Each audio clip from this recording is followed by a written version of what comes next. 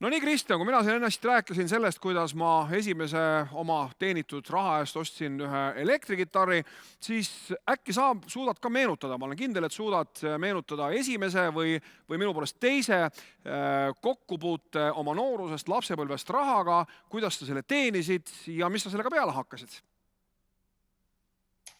Ja tänud küsimuse eest. Mind võib-olla kasvatati ja õpetati selliselt, et pigem just nimelt raha säästa, kõrvale panna ja mulle väga palju räägitudki, et mida sellega siis peale hakata või mida ma selle säästudega siis peale hakkan. Aga kõrvale pandud raha, mis ma siis kooli kõrvalt töötades teenisin, ma mäletan, et ma ostsin spordivarustust ehk siis Mihkel, nii nagu sina ka ennem ütlesid, et investeering tervisesse, investeering nii-öelda siis oma füüsilisse heaollu on väga oluline, siis tagantjärgi targana võib öelda ka, et minu esimesed investeeringud olid just nimelt tervisesse või sporti. Millal sa selle peale hakkasid mõtlema oma niisugust rahalist pikemat plaani pidama või seda, mida ma nagu pikas perspektiivis oma rahaga ette võtan või millal tekkis su elus sellisugune hetk, et et nagu investeerimine või et see raha kuhugi nagu pikemalt kasvatama panemine on üks hea mõte? Üldiselt nii nagu inimestel ikka need siuksed murdelised sündmused elus tekivad siis, kui tulevad valusad kogemused, valusad õppetunnid. Nii oli ka minul rahaga need valusad õppetunnid, mis õpetasid mind ja motiveerisid siukest pikaajalist plaani tegema. Ehk siis mind noorena kasvatati üles nii perekonnas, nii koolis sellise teadmisega, et kui sa õpid hästi, omandad ameti, lähed tööle, et siis läheb kõik hästi sinuga. Ja mina uskusin seda. Reaalsuses jälgides enam-vähem seda teekonda, siis lõpuks kukkus välja niimoodi, et kui ma alustasin oma niimoodi tõelist tööalast karjääri, siis sattus see täpselt samasse aega eelmise finantskriisiga aastal 2009-2010, mille käigus minu roosa unistus ütleme siis ilusast rahulikust tööpõlvest sisuliselt kukkus väga kiiresti kokku. Tegemist oli olukorraga, kus noorte tööpuudus oli pea 25% ehk iga 4. noor, kes soovis tööd leida, oli töötu. Ja see olukord sundis mind ümber mõtlema, et kas see asi, mida mulle on õpetatud või teadmised, milles mina elasin, kas need on ikkagi need, millega mul on täna siis midagi väga palju peale hakata. Ja kahjuks läbi enda valusate kogemustega sai mulle selgeks väga kiiresti, et ainult ühest tööandjast sõltuda on väga suur risk. Seega, mida ma tegin seda, et ma omandasin juurde uusi teadmisi, oskusi, kogemusi, töötasin ülikooli kõrvalt mitmel erineval töökohal ja muu hulgas hakkasin ka investeerima ehk lisaks omale aktiivsetele tuludele tekitasin juurde intressitulu, dividenditulu ja üüritulu. Ehk siis ühtäkki minu ühest sissetulekuallikast oli saanud suurusjärgus 5-6 erinevat sissetulekuallikat ja ütlen ausalt, see andis mulle meelerahu, see andis mulle motivatsiooni ja see andis mulle ka inspiratsiooni edasi toimetada ja liikuda siis juba sinna, kus ma täna olen. Mulle väga meeldib, Kristjan, see mõte, et munad tuleb panna väga erinevatesse korvidesse ja kui kõik korvid toodavad ja kõik korvid on hästi, siis on elu fantastiline. Ja kui mõni korv ühel või teisel põhjusel, olgu see siis tõesti mingi ühiskondlik muudatus või muudatus enda elus, peaks justkui nagu töötamise lõpetama, siis on elu ikkagi kuidagi nagu laias laastus normaalne. Et see on suurepärane mõte ja seda ilmselt võib kõikidele meie tänastele noortele kuulajatele soovitada. Aga sa ütlesid, et sa oled jõudnud täna mingisugusesse kohta ja kui sa ei pahanda, ja ma usun, et me kõik tahame seda tegelikult teada, investorina, mida see tänane koht sinu jaoks tähendab. Oled sa valmis jagama meiega, kui palju sa reaalselt iga kuu raha teenid tänu sellele, et sa oled raha targalt investeerinud, et sul on kõik need üüritulud ja muud asjad? Ja minul midagi häbeneda või varjata ei ole, et ütleme nii, et ülikooli esimestel kursustel, kui ma investeerima hakkasin, kogu oma investeerimisteekonna vältel ma alustasin sisuliselt aastal 2010 2500 euroga. Tänaseks on minu investeerimisportfelli varade maht palgatöö kõrvalt ja muude tegevuste kõrvalt siis kasvanud pea 1,3 miljoni suuruseks investeerimisportfelliks ja see toob mulle igakuiset passiivset intressi, dividendi ja üüritulu üle 6000 euro kuus. Ehk siis väga lihtsustatult võib öelda, et minu passiivsed higivaba sissetulekud ületavad kordades minu perekonna kulutused ja väga lihtsustatult öeldes ma ei peaks enam mitte midagi tegema, võiksin visata jalad seina peale või minna Palisaarele joogaõpetajaks ja niimoodi rahulikult siis oma elupõlve lõpuni veeta. Ometigi ma seda ei tee. Tänasel hetkel ma tegelikult aktiivselt panustan nii Tallinna Tehnikaülikoolis kui ka Eesti Ettevõtluskõrgkoolis õpetades erinevaid rahanduse, panganduse ja finantsvaldkonnaga seotud aineid. Ja ütlen ausalt, miks ma seda teen? Põhjus on väga lihtne, kuna investeerimine, rahatarkuse jagamine on minu kirg, hobi ja armastus, siis mida rohkemat või mida paremat saan ma veel oma vaba ajaga teha, kui mitte tegeleda oma kire, hobi ja armastusega. Nii et jah, need on need tegevused, kuhu ma täna olen jõudnud just nimelt regulaarselt, stabiilselt säästes ja seeläbi siis pikaajaliselt ehitades üles selle investeerimisportfelli. No ma usun, et absoluutselt kõik inimesed, kes meid praegu kuulavad, noored inimesed üle terve Eesti, tahaksid sinu edulugu korrata. Tõesti mõni tuhat eurot, sa oled kasvatanud selle aja jooksul 1,3 miljoni, umbes selline see summa vist oli, eurose portfellini. Kas see on ikka kõigile jõukohane?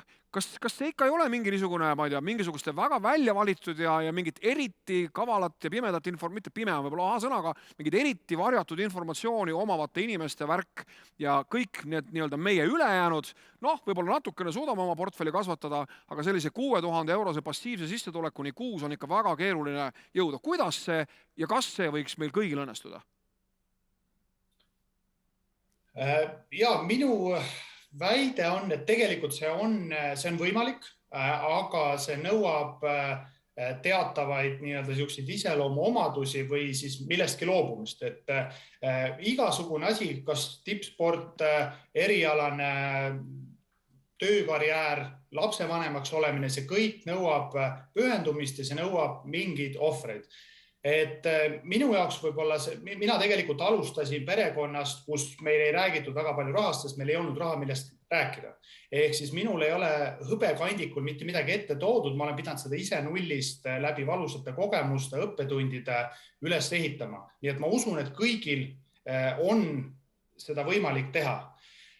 Lihtsalt seda on oluliselt lihtsam teha, kui lähtuda teatavatest sihukestest printsiipidest ja võib-olla siinkohal ma jagaksingi hea meelega 3 mõtet, mis on aidanud minul jõuda sinna, kus mina täna olen.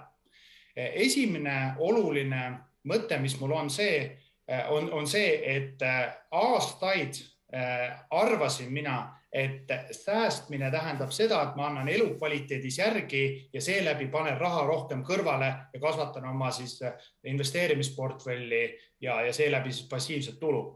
See oli suur viga ja ma ütlen ausalt, mina tänasel hetkel selliselt seda enam ei sõnasta ja õpeta ka õpilastele ja üliõpilastele ülikoolides. Põhjus peitub selles, et tegelikult elukvaliteedi arvelt säästude suurendamine on emotsionaalselt väga raske ja see võib-olla on enamustele inimestele inimloomuse nii-öelda vastane, kus me soovime tegelikult tarbida, kulutada praegu nüüd ja kohe. Seega minu soovitus on just nimelt keskenduda oma teadmiste, oskuste ja kompetentside tõstmisele, läbi sellele suurendada oma sissetulekut, sest sa pakud suuremat väärtust nii tööandjale, nii oma teistele ettevõtetele, klientidele, inimestele ja läbi selle on võimalik oluliselt kiiremini tõsta oma säästumäära ehk siis tulude ja kulude vahel, ilma et sa peaksid elukvaliteedis tegema järeleandmisi.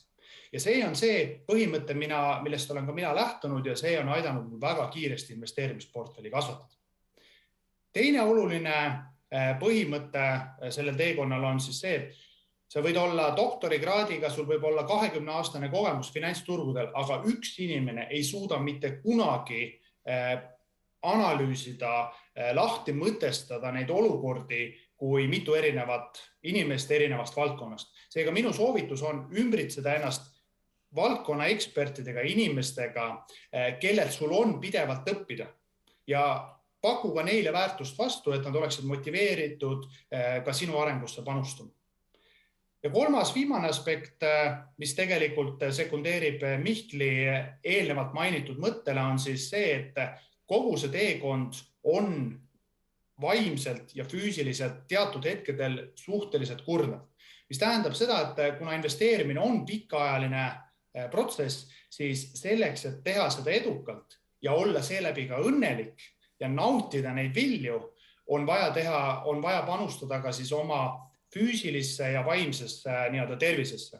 Ja sellest tulenevalt minul on väga lihtsad põhimõtted paigas alates sellest, kui ma tegelesin ka tippspordiga, ehk siis toitumine, 3 sooja toidukorda päevas, taastumine, minimaalselt 8 tundi und ööpäevas ja nii füüsiline kui vaimne siis tasakaal, ehk siis ma tegelen regulaarselt 3-4 korda nädalas spordiga. Nii tubli ei ole kui Mihkel, aga siiski see on minu jaoks piisav, et saavutada sellist füüsilist ja vaimset tasakaalu.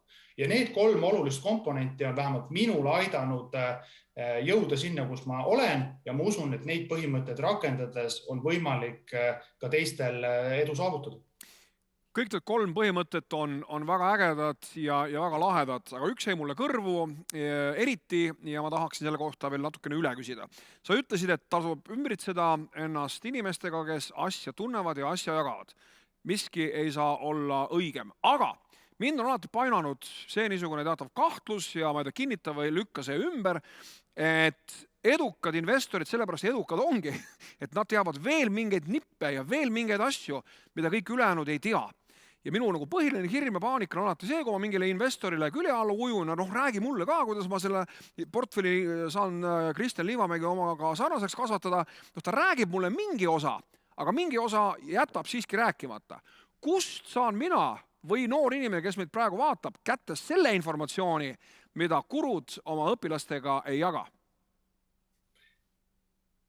See on väga hea küsimus. Mina isiklikult vähemalt oma portfelli, oma kogemuste mõttes nii ülikooli loengutes kui ka tegelikult õpilastele tundides olen vastanud absoluutselt lõpuni ausalt ja avatult kuni viimse detailini, kuidas see protsess on käinud. Ja selles mõttes mul on võib-olla isegi keeruline seda küsimust selles võtmes lahti vastata, et minu hinnangul ikkagi investorid, ettevõtjad, eelkõige edukad ettevõtjad on nõus jagama oma kogemusi ja olema mentoriks ja minu hinnangul nad teadlikult või tahtlikult ei jäta midagi rääkimata. Võimalik lihtsalt, et see teekond, mille nemad on läbi käinud, ei pruugi inimloomusest tulenevalt sobida sulle või kellegile teisele. Seega mingid teatavaid vigu tuleb ka läbi katsetada enda rahaga, enda nahal ja nendest õppida. Et ma arvan, et nendest vigu teha on väga okei. Mina olen ka õppinud elus ma kartsin vigu teha, sest koolisüsteem õpetas mind selliselt, et ära tee vigu, et siis läheb sul hästi. Vastupidi, ma ütleks, et me peaksime just rohkem tegema vigu, nendest õppima ja seda kiiremini me selles protsessis edasi liigume. Nii et võib-olla vastuseks lühidalt sellele küsimusele on see, et ma usun siiralt, et ikkagi nii ettevõtjad kui investorid jagavad oma kogemusi, jagavad oma teadmisi, tuleb lihtsalt küsida ausalt ja võib-olla ka valusalt küsimusi kohe alguses.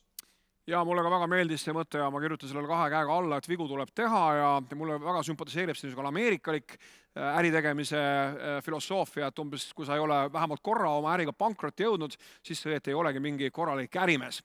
Aga viimasel ajal räägitakse kohutavalt palju sellest krüptorahast. Krüpto see ja krüpto teena mina, 1969. aastal sündinud mehena. Minu jaoks on raha see, mille eest ma saan asju osta. Kui ma ikka krüpto või mingi muu asja eest, ma ei tea, Rimist või Selverist leiba ei saa, siis järelikult ei ole see minu jaoks raha. Mida sina sellest krüptoasjast arvad? On see mingi tegelik värk, on see mingisugune asi, mida ootab ka nagu päris tulevik või on see lihtsalt üks järjekordne bluff, järjekordne niisugune suur mull, millest tüüpidel IT-konverentsil meeldib lihtsalt rääkida? Ja krüptovarade ja krüptovaluuta kohta saan ka mina päris palju küsimusi ja kuna mul isiklikult on ka positsioonid sees, siis ma võin sellest rääkida omades või olles oma naha mängu pannud. Minu hinnangul tegelikult erinevad tehnoloogilised lahendused või erinevad probleemid, mis niisugused nii-öelda tehnilised probleemid, et erinevad krüptovarad või krüptolahendused aitavad neid probleeme lahendada ja mina usun, et neil tegelikult pikaajaliselt on väärtus. Kui te minu käest küsite, et mis on Bitcoini õiglane väärtus või milline võiks olla Bitcoini hind, siis minu vastus jätkuvalt, nii nagu ka aastaid see on olnud, et Bitcoini sisemine väärtus tegelikult tänasel hetkel on 0. Seda klassikalisel viisil, nii nagu teisi varaklasse, olgu selleks aktsiad, võlakirjad, kinnisvara, mis loovad teatavat väärtust, neid ei ole võimalik hinnata. Ehk siis, kui mingil hetkel Bitcoini väärtus on 0, siis võiks öelda, et see tema sisemine väärtus ongi. Aga need erinevad tehnoloogilised lahendused, mis siis näiteks Etherumi või teiste krüptovarade peale ehitatakse, et ma usun, et neil on väärtus ja see aitab teatavaid probleeme maailmas lahendada. Seega ma usun, et krüptomaailm on tulnud selleks, et jääda, selleks, et aidata maailmas probleeme lahendada. Ja kõige viimane, Kristjan, küsimus sulle. Meie konverentsi teema või pealkiri on raha võrdub vabadus. Küsimärk, et võrdub ta siis või ei võrdu? Minu hinnangul ja minu jaoks on raha olnud ja jääb alati vahendiks ja tööriistaks oma eesmärkide saavutamisel. Minu jaoks raha ei ole mitte kunagi olnud eesmärk ja ma ütleks ka siis, et raha ei tähenda vabadust. Raha pigem on tööriist, mis aitab sul saavutada need eesmärgid, mida sina tahad. Kui sinu eesmärgiks on rohkem veeta aega sõpradega, kogeda ägedaid emotsioone, elamusi läbi reiside, läbi perekonna, siis raha on vahend, mis aitab sul neid eesmärke saavutada. Aga raha automaatselt ei too ei õnne ega ka vabadust. Raha on lihtsalt tööriist. Kristjan Liivamägi, suur tänu sulle tänasel veebikonverentsil osalemast.